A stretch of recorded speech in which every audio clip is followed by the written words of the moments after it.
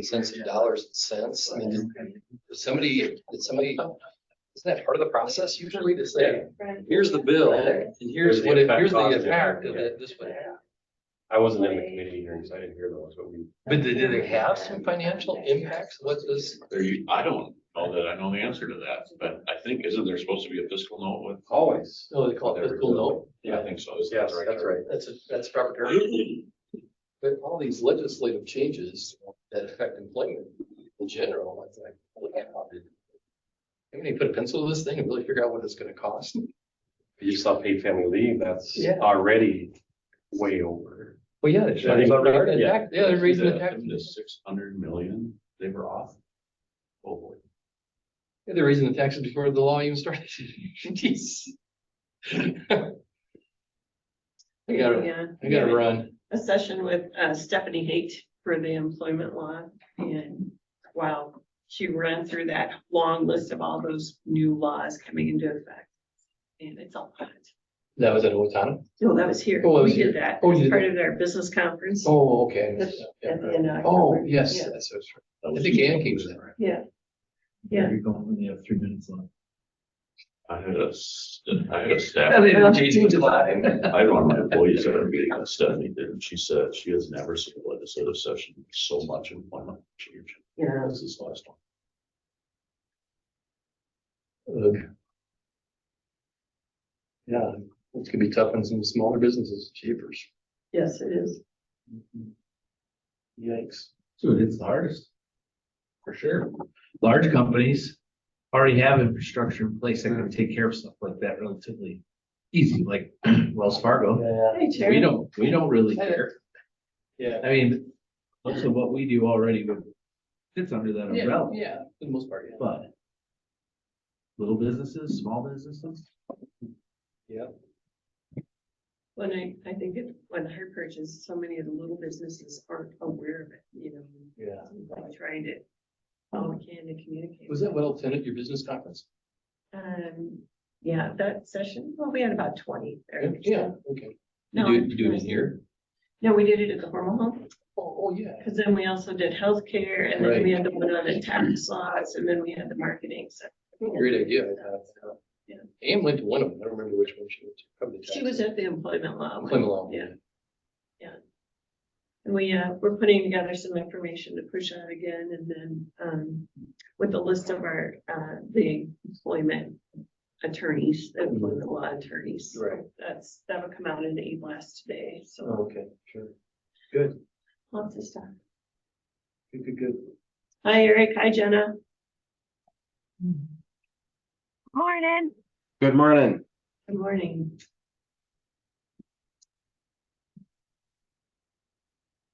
should we go and kick off? We'll wait now. We had quite a few more that said they were coming, but can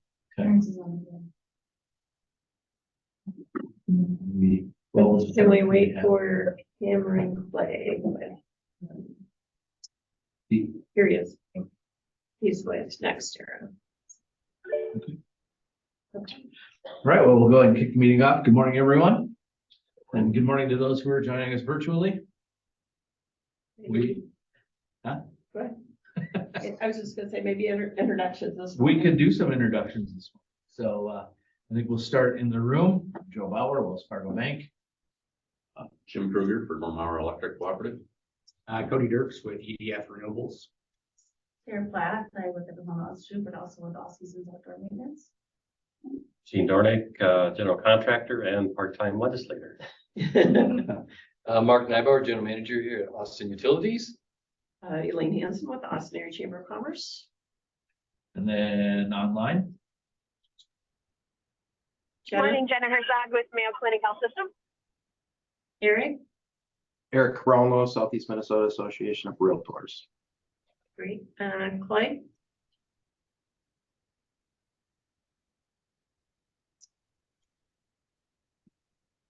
Mike, Good morning, Mike Franklin with Weber Johnson representing Nextera.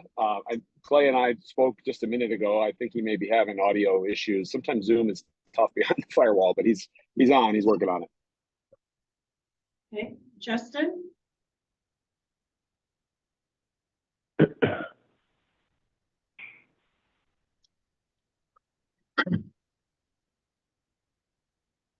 Justin Ackerman from Ackerman Carey. Good morning, guys. Hi, Justin. Carrie Pollock is with Hormel. Yes, I'm here also. And there's a phone number here. I don't know, 561-267-5044. Yeah, that's Clay Cameron from NextEra Energy. My apologies. I have a little difficulty calling in on Zoom with my company, so. Okay, very well. Thanks for being here. All right, is that everyone? Everybody so far. All right. So this morning, we're just gonna have a conversation about energy and the costs of moving to the carbon-free energy by, I believe the mandate is 2030. Is that 2040. 2040? Yeah. So we have some experts in that field here to share information with us today. So I don't necessarily in any order what you guys would like to take. I don't know, Mark, if you'd like to kick things off. Well, okay. Obviously, legislative session provided some guidance for the utilities companies.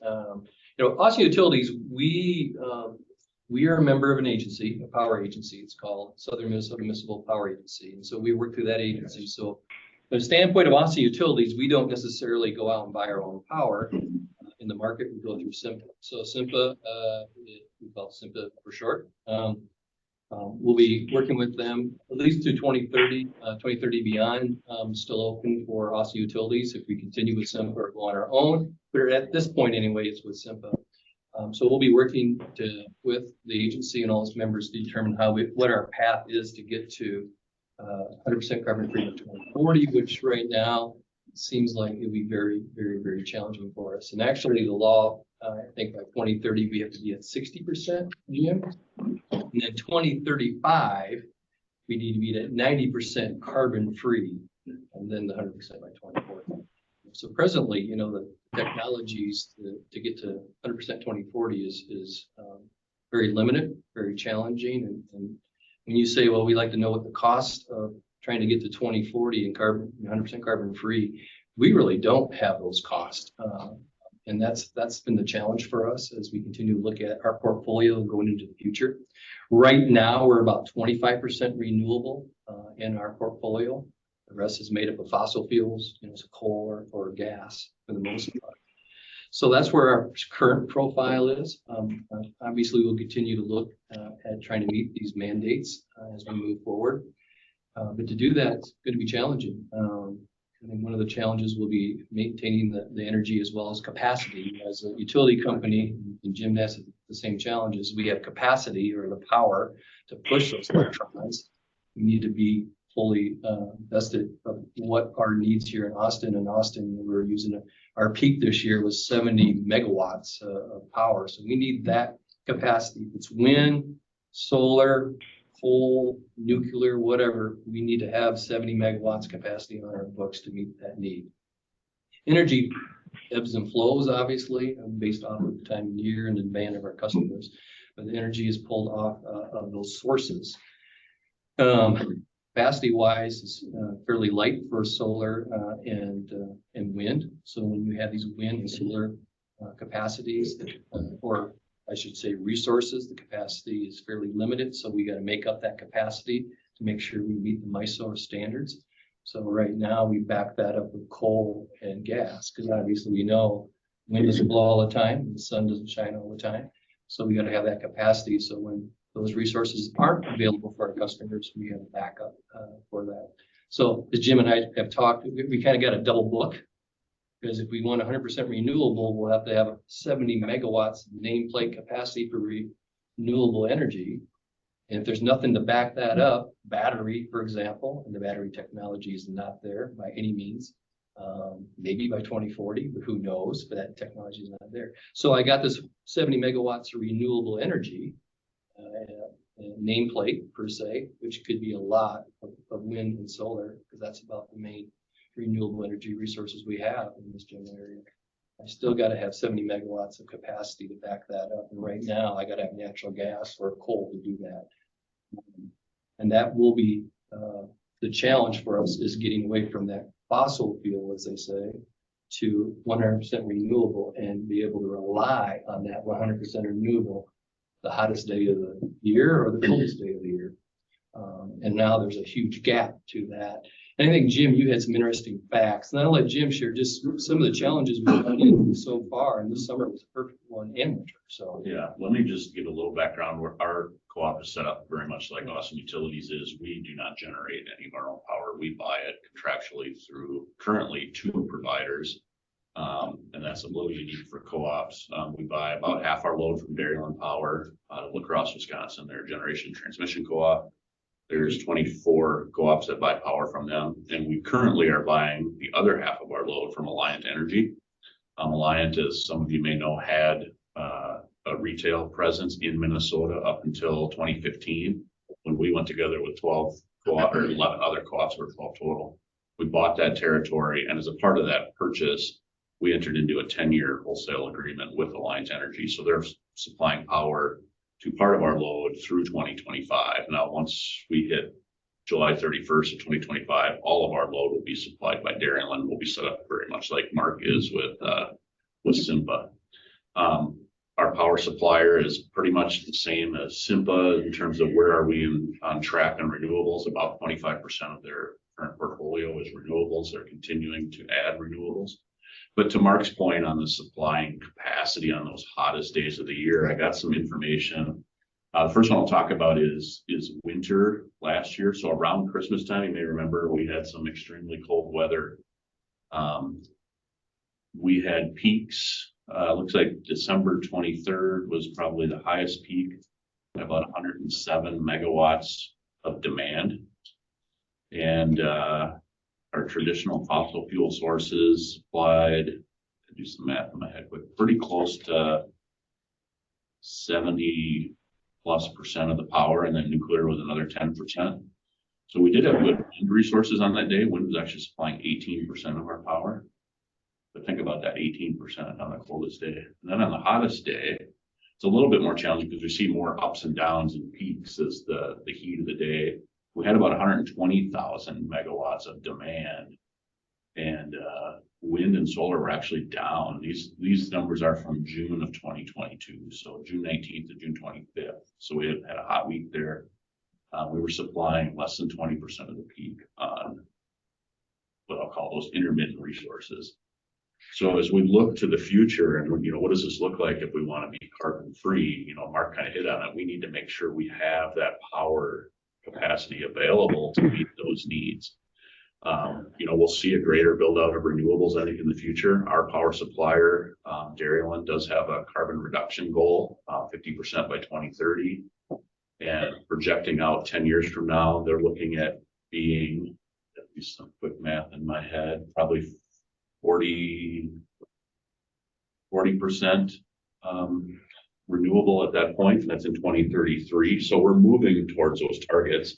In terms of the step targets that we have in the bill, being 60% by 2030, I think we're in good shape to probably meet that without much added work. It's the 90% mark reference that's going to be more of a challenge. And getting from 60 to 90% in only 5 years in utility terms, that's not a long time. I mean, when we make investments, typically they're for 40 or 50 years. And they take a while to permit. But again, we're committed to this. We'll work towards getting it, but I think it will be challenging. It'll probably come first. To Mark's point, we don't know what that is yet. Some of that might be supply chain driven. Some of it might be if we're going to buy renewable energy credits to offset fossil fuel. What's the price of those going to be 10 years down the road? Today, they're pretty affordable. But as supply and demand hits, we'll see what the economics. I think some of the other challenges too is transmission lines. I mean, these renewable resources are not in the cities or in Rochester. They're out. A lot of the wind obviously is produced out of Minnesota, out of the southwest part of the state. I think our two partners here, EDF and NextEra, has probably resources on that area. But we got to build some transmission and a lot of transmission, and that transmission takes time, and there's a lot of costs associated with that as well. So that's going to take some time, and there's challenges to that as well, because building these transmission lines and getting the right of way is getting more challenging all the time. And again, I'm not sure where EDF and Nextera wants to join this conversation, but they have those challenges as well. So, and the other thing too, we noticed, I never thought that we would have MISO create emergency processes in case the grid cannot handle our demand. And we've gone through those processes, and the dates that you were talking about, December 23rd and 24th, this last year, we were called from MISO and said, get ready, you might have to start dropping load because the grid was starting to fail. We didn't have to, luckily, because it was going into the weekend. Commercial load started dropping off. The system was able to hold. But we got steps in place to actually start dropping load due to the fact that the grid can't handle it because we've lost so much base load. We've lost a lot of coal plants. There's a lot of gas fired up here and there, but that still needs to probably be more robust, I think, overall. But we are in situations in the dead of winter and the dead of summer that potentially our grid is pretty viable, or not viable, but volatile. Yeah, there you go. So just another piece that Jim and I have to try to manage with MISO with all these resources that come up, especially wind and solar, because the wind can go down so fast and come back up. And so we're cycling natural gas plants as they're going down, we're coming up. So you got all this process of happening out there in that grid, which you don't see. You want the lights to turn on, and they do. There were some times where we were close to saying, whoops, we got to start doing something serious here. And Jim, you're part of that process as well. Yeah, we're in the same MISO footprint. And when we refer to MISO, it's the independent system operator that operates the bulk transmission system. So we're all part of that. It's a pretty big organization. It's divided into regions, and from the North region, I mean, we did have max gen alert on the 23rd last year. I remember being at home thinking, oh, yeah, people aren't going to like this if we have to start dropping load the day before Christmas when it's minus 20. We'll probably stop there because I don't know how you want to manage our time here. I know that just in the last year, our Chamber of Commerce did support some push with the Public Utilities Commission to try to help get some transmission lines in place, because, it's great if these alternate sources generate power, but then it has to get on the grid. And if that continues to be one of the challenges in Minnesota is the permitting to get the transmission lines in place. And, there are different things, whether it's MnDOT, the county, the township. So there are lots of big challenges in front of us in terms of when, you get that power generated, how do we get it onto the grid? So To piggyback on the grid there, that's one of our largest concerns from EDF from the generation side. One of our projects that we are currently in development on, it's been in development for a little over 6 years. Majority of that time, we've been waiting on a permit from MISO of, yes, you can come online, it's going to cost this much in upgrades, but we're still waiting on that. It gets pushed month by month. So we're expecting to have this permit finally at year 9 of development of this solar project. A solution that is going to come in the next, ideally 10 years, is the LRTP, long range transmission planning for the MISO territory, as well as Excel's clean line that we're building here up north, Clean Energy Connect, I believe it's called. That will open up a lot of capacity for renewable projects to come onto the grid. And one more metric that I think is pretty wild is 5 years ago, sitting in the MISO queue for studies, they were looking at 40 gigawatts worth of projects.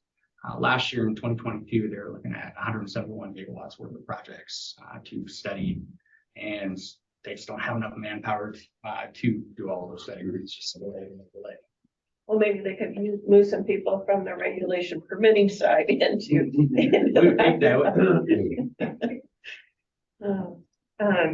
A couple of questions. How big is the northern grid that goes on to St. Louis or up to Duluth? Let me see if I can find a map of it quick. It's Manitoba, Minnesota, the Dakotas, Iowa. I think it cuts over close to Chicago. And into Missouri. That's kind of a northern farmers region. down in Iowa, part of the grid too. That's good. gonna deal with. Yeah. I think the whole state is. I think part of the state's in the southwest too. There might be a little bit of SVP. Yeah. My So side. obviously, our winter is different than people in Missouri and Alabama, things like that. So, yeah, the other thing too is we're reading a lot about storage. And to me, it looks like the gravity battery is the answer to storage. Instead of doing a chemical battery, where you have a lot of problems, cost of lithium and all this other stuff. The gravity battery is basically a very big concrete block. When you got extra reserve, you raise the block, and then when you need it, you lower the block. You know, they've done a success with it was in Germany or Netherlands, I can't remember. And it's done with multiple, you put up the building and you as they need the power, the gravity takes over, and regenerates. The gravity battery to me is no permitting. What's permitting? There's nothing there. You're pouring concrete into a block, raise it 40 feet. I want to hear from, I want to give Clay Cameron a chance to jump into the conversation next era. So go ahead, Clay. Hi, good morning, everybody. Yeah, great conversation. You guys hit on all the, the challenges that Minnesota currently has with trying to meet their, carbon-free goals. I do want to add, just to add that, we have several projects that we're developing in the state, several wind projects and solar projects, a couple battery projects as well to help meet those demands. Getting back on the permitting side, I agree that, something's got to change on the permitting side. I mean, to be able to have a state that takes 18 months at a minimum to get a permit for a renewable project is a little much, right? But, we continue to, work on that on the regulatory, on the political front to help, change policy or kind of create some additional policy that kind of streamlines that permitting front as well. So, yeah, going back to, I know somebody mentioned the transmission challenges as well. There's a lot of, we can build projects just about anywhere, but getting the power to where it's got to go, that's problematic, and that's related to transmission. So, yeah, I appreciate the time to talk to you guys today. It's really helpful, and I'll just pause there and answer any other questions you guys might have. Quick question, I guess, for you, Clay, and Kobe. Batteries is that piece of technology that's out there that can really be the game changer, in the sense of capacity and managing that capacity and the ebbs and flows. Where do you think the batteries will be by 2030, 2035? Obviously you guys are studying it and researching it. Yeah, that's a great question. Batteries several years, well, just a few years ago, the technology was only available to store, power for hours. Now it's becoming, days potentially. So, who knows where it's going to be in, 10, or even 5 years from now, right? That's a great question. And I think battery storage is going to be, in my opinion, I've said this years ago, that it could be the new base load, right? Or so. I think in 5 years, changes in the technology will continue to explode. 6 years ago, when I got into renewables, we're building 1.8 and 2.3 megawatt turbines. Now they're erecting 6 megawatt turbines in a very short amount of time. So that's technology increase. I hope that continues on in the batteries, as well as different types of storage. Pump storage, that's one of my favorites. Pump water up a hill when they need it, they let it back downhill. Using Mother Nature again. Yep, exactly. Yeah. So I'm hoping there's more technology out there that hasn't really been thought of yet this time. So especially the next 5 years. So we're talking about like renewable resources and not using things like environmentally, I guess is how I look at it, green.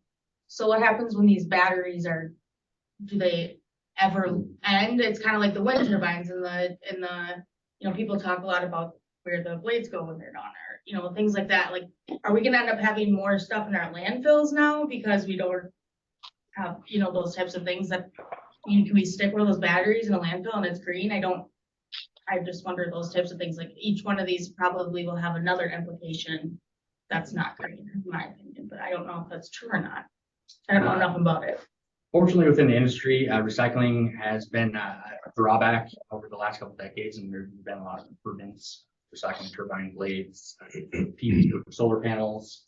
I think with batteries, as the technology increases and they figure out better ways to store the power, that's not chemical, using Mother Nature or another way that hasn't been thought of yet. I think that's ideal in my mind. How about supply the materials for all this product that they need, the batteries? You know, we in Minnesota will allow mining, so how does that fit with the narrative of this battery technology? I personally believe that mining, if done properly and completed properly and reclaimed properly at the end, it's not terrible for the environment. I did see that within the last year, Minnesota had a large area of acres that was shut down at federal level for mining up north Minnesota. I think that's going to come back around. I don't think it's dead. I think as we get past everybody's heard of transmission delay or how long it takes projects to get into the queue. Once they start realizing there's a commodity challenge, they're open up more mining. Do I have a timeline on that? No. That's just kind of my gut feeling of they're going to have to come through eventually. They're not going to be able to import every raw material that they're needing these projects. And some of those materials that we need, you know, we have some of the largest sources in the world. And the fact that we're relying on bringing materials from other parts of the world to make sure we have energy doesn't make sense. Why can we not I be like more self-sufficient? Yeah, I like to think they're saving it for that rainy day. They kind of open back up, you know, start a campaign. There's a lot more to it than that. We all know that, but that's just my right thought. What kind of conversations did you have with the governor or those energy chairs of the House and the Senate committees in the state? That's to all of you guys. What kind of dialogue? You know, you guys are boots on the ground, the ones that I would want to go to for that information. Are they reaching out to you and really listening to some of the concerns and addressing them and helping you guys feel like, hey, you know, we can work together on this? From my perspective, I've seen EDF does work with that level of government. The one that I'm paying most attention to, of course, is permitting, because that's where I'm in the trenches working on. They realize there's a delay there, and they're trying to pinpoint where the delay is and how to overcome that. At a higher level above that, there are EDF folks that work with the government, but that's my territory. How about Jim? I would say the answer to that, I think we've had these discussions with the Senate and House Energy Chairs. Obviously, our statewide organization lobbies on our behalf, does have open dialogue with each of them. And I think the relationships are good. I think we're being heard. Are we getting everything we want? No. But we probably never will. But I think the relationship is good, and our lobby group in St. Paul is having those conversations. There's one elephant in the room we haven't talked about, and that's nuclear. And there's a lot of good things happening, especially on a thorium reactor, which is thorium is 100 years, his half-life is 100 years. For uranium is like 10,000 years. So we had a thorium reactor back in the 50s and it was working successfully. For some reason, it got canned, you know, to heavy water reactor. Yeah, I mean, I'll address that. I think if we're going to be carbon free, nuclear is carbon free. It has to be in the discussion. You know, we talk about these peaks and stuff that we have to be able to backfill when intermittent resources aren't there. If we're not going to do fossil fuels, we have to do nuclear. And currently in Minnesota, you can't even have that discussion. There's a moratorium on it. And that's why I say the thorium reactor is the answer. If you're going to go. Yeah, I don't know much about the technologies. I know small modular reactors are getting some attention now, but I don't know what their fuel source is. That's what Gates is pushing right now. Matter of fact, he redeveloped a coal plant out in Wyoming, I believe, but a plant. Him and Wizard of Omaha, that guy, Buffett. Yeah, him and Gates got together and they poured money into that out there. So we should look at it. So Senator, do you think that could be a topic in the next legislative session where nuclear, I mean, it was a topic and discussed.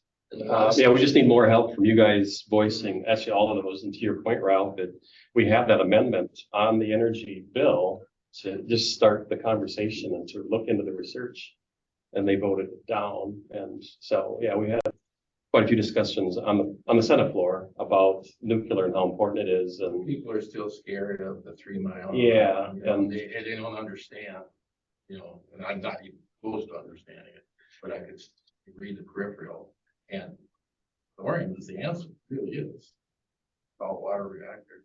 well, you know, our nuclear subs and, you know, they're run, and some of the ships are run on. Yeah. It was amazing to me. The guy said, was the size of the fist, or I mean, just a real small nuclear reactor is running these huge submarines. And Size this big. okay, so anyways, it's very small. So that's amazing. That's something that we agree that we need to do something in Minnesota. I hope that we will have that conversation. Assuming our state associations be pushing that again. As well as open that up. And I can't believe the big investor owns aren't either. To do that. So, it is part of the equation. Some of our challenges. Maybe I'm jumping ahead here a little bit, but what is the implications to consumers?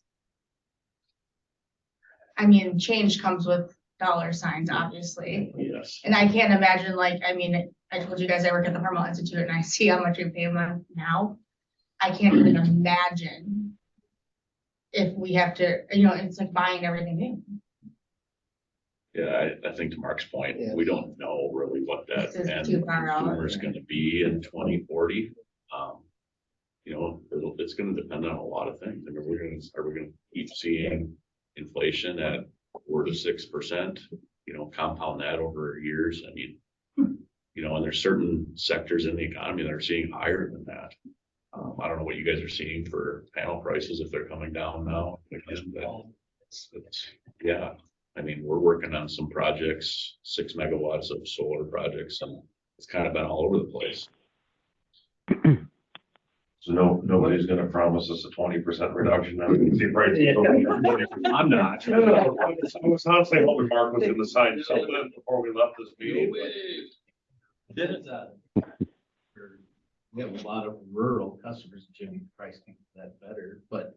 So if you're a rural customer right now and you've got, you know, your LP tank, you know, what are plans, co-ops and stuff to help their customers achieve what is the goal? Ask that again, so I can think through. So, you know, like I live out in the country, I have an LP tank. And I would assume I'm not going to be able to use that any longer either, if this is all part of the plan. What is the plan to help rural customers I guess I hadn't thought about that. transition? You know, are we gonna be able to use LP Right, and I natural mean, gas to? I don't know if it's still on the I table. mean, I think you're seeing in some of the metro areas, large metro areas, they're basically saying no new natural gas heating in Right. residential construction. So, you know, to your point, will we get there eventually? I suppose it's possible. You know, and that presents a whole nother challenge, you know, and we've kind of thought about that from the electric vehicle side, but I hadn't thought about it this way. You know, as we grow electric vehicles, our infrastructure is built to today's capacity. If we had even a 25% adoption rate of electric vehicles, we'd be rebuilding our system in terms of transformers, maybe line size. It might depend where those are, but yeah, I mean, we might be looking at a system upgrade, large system upgrade. I don't know, you guys talk about Yeah, same EV way. penetration and what Yeah, that same means. way. You know, we're going to look at how we serve those customers and we may have to rebuild that infrastructure to serve them, no doubt about it. We've looked at it, not real hard, but it's a big factor. And the same way they banned natural gas. And we said we can't use natural gas at some point. I mean, holy cow, there's It'd another, be cold in my house. there's a lot of load there. Yeah, We so. burn wood. Yeah, very good. Yeah, there you go. Yeah, there you go. So, can we ask Clay and Cody to talk about some of the projects you have? Cody, you want to talk about the project you're working on at Andyville? Yes. Here's there. Andyville, we're working on a 200 megawatt project. And like this other project that I referenced earlier, that we're looking at 9 years from beginning of development to construction. Again, we're waiting on studies for transmission, just to see what are the upgrades needed for the transmission system to support this 200 megawatt project. And once we have that kind of general number, we can move forward with moving this project forward into final completion permits and into construction. In general, Minnesota has about 875 megawatts of operating projects for renewables and about 785 megawatts of projects under development. Thank you. Clay, you want to talk about your upcoming project? Yeah, sure. So currently we have two wind projects under development, Dodge County Wind and Dodge and Steele County. It's about 250 megawatt wind project. The Three Waters Wind Project is down in Jackson and Martin County, Minnesota. It's about 200, right now it's about 200 megawatts of development of a wind project. We also have two solar projects under development, Benton Solar, which is in Benton County, and then Timberwolf Solar, which is in Benton County as well. Both of those are 100 megawatt wind projects. We have currently, I mean, we've been working in Minnesota since 2000. You know, we have several operating projects. We have one utility scale solar project already been operating, a battery storage project, and then two wind projects that have been in operation since 2000. So yeah, we like working in Minnesota. We just got to figure out how to change some of the policy to make it a little bit easier to get permitted. So. Yeah, I know it's been quite a challenge to get that Dodge County project, the transmission lines in place to get that power onto the grid. Yeah, we've been working on Dodge County Wind for about 7 years now. So. And I know our Lower County commissioners have also been part of that conversation, because I think that transmission line comes through part of our county too. Right. I think we cleared a lot of the hurdles. So I think we're, I'm knocking on wood as I speak, but I think we're in pretty good shape to continue to get that project done. So. Well, isn't that one of the challenges? We need renewable different sources, but it takes forever to get it up and going. 9, 10 years? Yeah. Transmission line you're looking at from an idea to in the field at least 10 years. It's not something that gets done overnight. So speaking of how long it takes to develop those, I remember doing a report 25 years ago in school about the next big renewable resource, energy resource was going to be storing basically cow excrement in these giant underground tanks and then utilizing methane to generate power. Did anything ever come out of that? Is that something that's going on? Biogas, it's bigger in Wisconsin. I haven't come across it in Minnesota yet. I can maybe speak a little to that. Methane digesters, our power supplier had some in Wisconsin, and they have been abandoned. They didn't quite work the way they had hoped. I think the methane gas that comes off that has to be scrubbed, and it was just not working the way they had hoped. And the engines, the generators they were gumming up, and they ended up pulling the plug on those several years ago. Still a resource I think they should look at, because it's always going to be around. Yeah, right. Last year, there was a German scientist that came to the Institute presenting about hydrogen generation of power and what they're looking at. So I think we have to be really open. Yeah, our power supplier is looking at a natural gas facility in Wisconsin, and it will have technology to blend hydrogen and natural gas. That is another technology that I think that will make a difference as well, hydrogen. So we need some help then at the state, right, Senator? So we need to push out and say we need to be looking at some alternatives. Well, nuclear for sure. That's the one that's most important, I think, in answering this problem. And to the point of the increase in cost wasn't, you guys might know, wasn't Xcel Energy asking for a 9% increase on their Mhm. already? So the cost is continuing to go up, and so we're very concerned about that. We are as legislators, that the cost has not been thought through. They see the goal and they just want to give to it, and it seems like they don't really count the cost. So maybe, I could talk with you offline about steps that we could take to start reaching out to people. I think the best one is to go to the chairs. Senator Frentz, and he's from Mankato. He claims he's a rural guy, so he should, reach out to him. And emails are probably the best. And just, hey, how is that going to affect Greater Minnesota?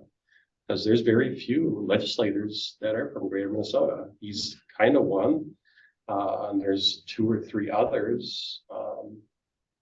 So I think that's the key, is those chairmen, and then we can dialogue, because I have a relationship with Mark and Jim, and that's what we're supposed to do as legislators, is listen to those that are in that industry, whatever it is. And unfortunately, that I think is not happening as well as it should.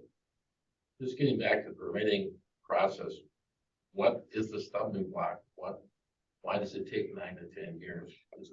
Do they have like 15 people they have to go through, or 15 groups? Or what, or don't they, do they say you got a whole year to study it? And maybe it should be 3 months to study it. You see what I'm saying? I see what you're saying. It used to be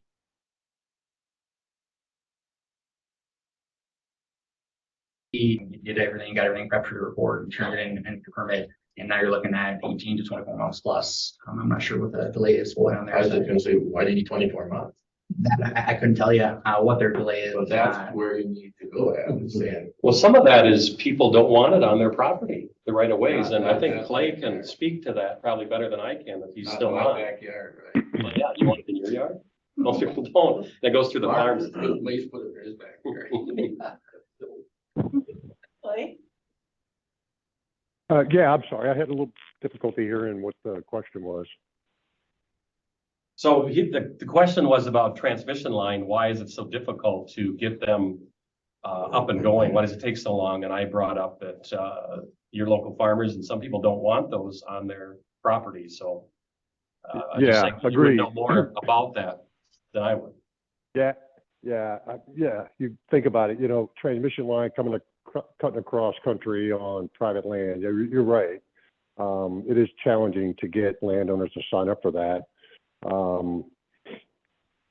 Even wind turbines, or a solar facility, right? I mean, there's challenges with getting landowners to sign up for projects. And then, I think you guys are well aware of the 3x5 rule that Minnesota has, the only state in the country that has a participation agreement where you have, surrounding landowners that, for a turbine placement, you need to get all the surrounding land signed up that 3x5 participation agreement touches. So that's a challenge too, because you could get the land signed up for the wind turbine, but then if there's 5 or 6 landowners that support that turbine, that with the ownership, then that's a little challenging as well. So. What is the current incentives for those landowners? For solar or wind. Either one. I mean, is it not a good enough incentive for them to want that, or is that just something they just are totally against, no matter what the incentive is? Some people they have no interest in joining in the project, whatever their personal feelings are about renewables. Sometimes not offered enough money, or they don't think it's enough money for what's coming out of production. Mostly, I think it's personal feelings, the biggest one. Well, there's 2 different things there. There's having it on your property and then having the right of way. So there's 2 different. If we're talking transmission, they prefer to go private instead of going right alongside a road in case this road gets widened. I can do this later on. With transmission, if it's utility backed, you have condemnation, eminent domain. With renewables, you don't have condemnation or eminent domain. It's voluntary. One thing about transmission, I noticed Freeburg Mortgage buried a lot of their lines. You know, so you don't have a lot of, overhead problems like you did before. How high a voltage can you bury safely? Well, we're only burying our distribution system, which is at, I'm gonna get this wrong, 7,200 volts. I don't know if that's phase to phase. I'm not an engineer, I'm an accountant.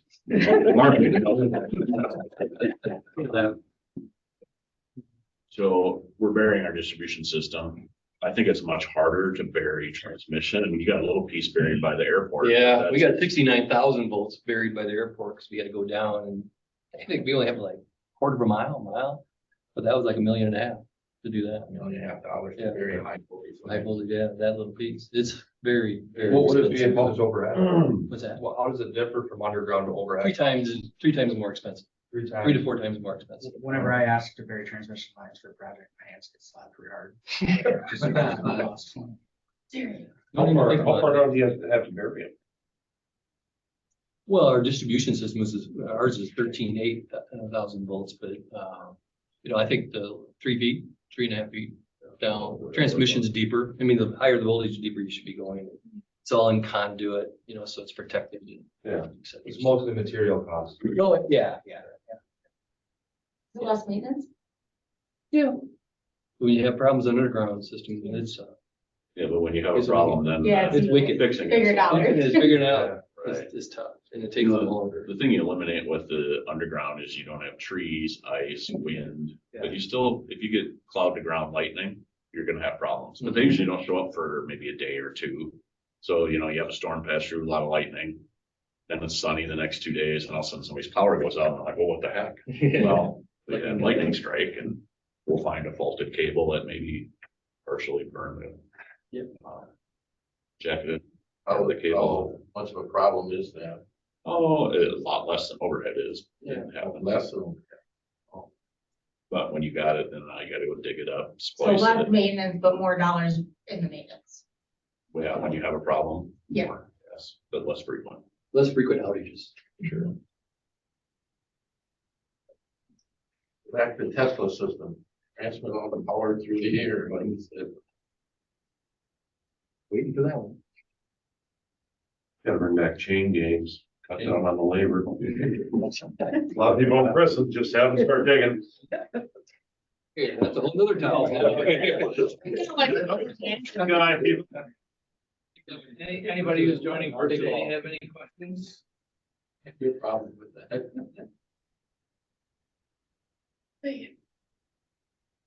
No, nobody's. Presenters, do you have any final comments or things you'd like us to take away? I mean, obviously, it's great information, but having Gene in the room is great because, you get to hear whatever, and it's things you already know, but are there things we can do to help? Ask the questions, be aware, I guess, of what's going on and that this is gonna be difficult. It's gonna be a challenge. And will our costs go up? Yes, I can't believe they won't. But what that is, we don't. So you should be continuing to ask the questions, how this is gonna happen, especially legislators, because at the end of the day, like Gene said, there's our goal, let's go for it. They have no idea how to get there. They don't have any idea how much it's gonna cost us. Because when you ask them, well, how are we gonna do it? They tell you, well, that's your job. And then we tell them we can't get there. And they walk away. That's conversations I had in the city. This last night. Very challenging. They say, well, you're the experts, you figure it out. Well, no, we don't have an answer, so you can't get there. Well, figure it out. That's scary. So using our legislative channels. Yeah, might be yep.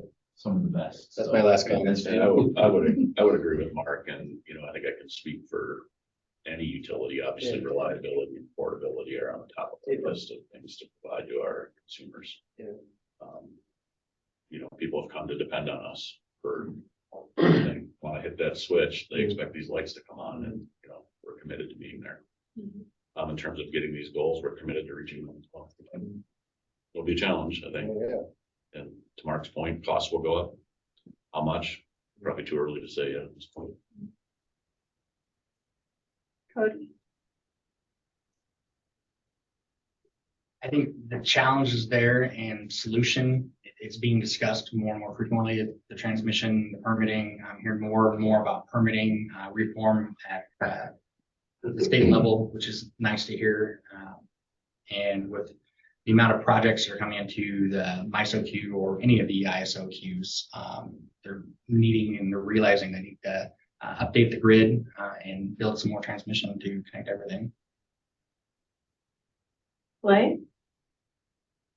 Yeah, I agree with what everybody said. You know, the transmission challenges, the permitting challenges, we can continue, you know, to discuss, you know, what the permitting challenges are and hopefully, you know, get some policy changes. I think we'll be fine in the state. So thanks for allowing me to join today. Absolutely. Last week I attended a meeting with the Minnesota Chamber of Commerce, the 2030 Foundation Report. And Smith was also part of that, so the Minnesota Initiative Fund. And they were talking about one of the big challenges in Minnesota that makes it so difficult on business is permitting and regulation, not just for energy, just for everything. When somebody looking to do a project, you know, they go somewhere else.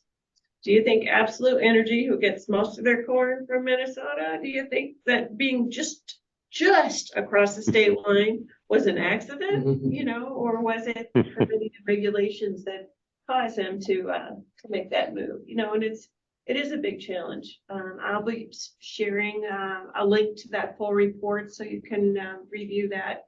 But there are many challenges that we have ahead of us, and it's going to take lots of conversation with the legislators who are making things happen. When we look at what happened, and unfortunately, thank you, Senator Dornick, you did a great job representing us, but certainly all the laws that came rushing out last year were not well thought out, you know, and the fact that we're facing all these new laws, but there is not the definitive, how do you do it? You know, they don't have their FAQs or other places, whether I go to Department of Labor or any of the various departments, it continues to be a challenge. So I need you to join me when I'm reaching out and, you know, go ahead and ding dong, because apparently it is the squeaky wheel that can make a change. So I encourage you to join me in reaching out to beyond Senator Dornick and Representative Mueller. Certainly we want to keep them in the loop so they know what's going on, but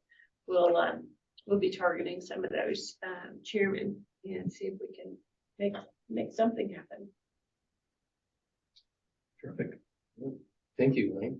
Yeah, thank you. Thanks for putting this up. Yeah. Thank you guys for joining us today. It's good information.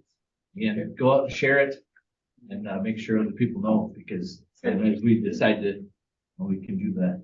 Well, the grassroots reach out type effort, I think helps. So, Senator Dornick, did you have anything you wanted to add? Yeah, so I would, you know, the governor talks about One Minnesota and how important One Minnesota is. And it starts at the top. And so he is, you know, reach out to him.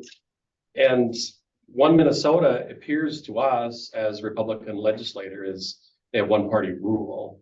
And just very disappointing in how this was pushed through. Especially many of these different things, it just wasn't, the other voice wasn't in the room. And unfortunately, as you go down from the leadership to just the rank and file legislators, you know, us and Democrats, they just followed along. And that's what's disappointing, when there's not somebody that has the courage to say, hey, you know, because they had to all stick together on this. So the last thing is, we have a chance to change next year in the House. If we can get a Republican House, we can have more of those. I think a divided government tends to be better in most cases.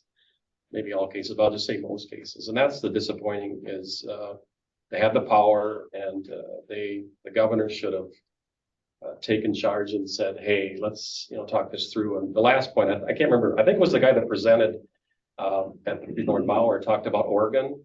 You remember that discussion? Right. Can you speak to that? Because he probably got it better. You remember? Otherwise, I can do the best I can. But. Okay, well, yeah, give me just a second. So the CEO, the current CEO at Darren Power came from Washington State and Washington, Oregon area, and for utility has supplied power out there to, he worked for like municipal agency like Mark is supplied power by. And he talked about their path to get to carbon free and how they spent, I want to say 9 years. It was years, multiple years. Multiple years involving all stakeholders trying to get this right. And in Minnesota, he goes, I've never seen anything like it. It was done in 90 days. And that might even be long. It might have been shorter than that.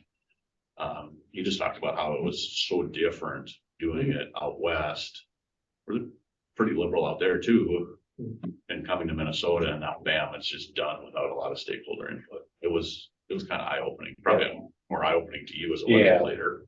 Like, oh my gosh, that's like polar opposite of what we just did in Minnesota. And they had one party rule for a while, so they understood and took the time where this was like, we got it, and they had all these initiatives and they, so that was really eye-opening to me too. The care that they took, being one party, they still took the time to work through it. And again, I go to the governor, that's his job. So there's really a disappointment in how he's governing this state. Amen. Does anybody else have anything they want to share? Gravity battery. Oh, no. Right. It's so simple, no permits, no nothing, just build it. We thank you all for joining us today. And obviously further discussion down the road as this gets closer, but it was, I found it very informative. So thank you very much. Thank you. All right. Thank everyone. Bye, everybody. See you next month. Thanks, everyone.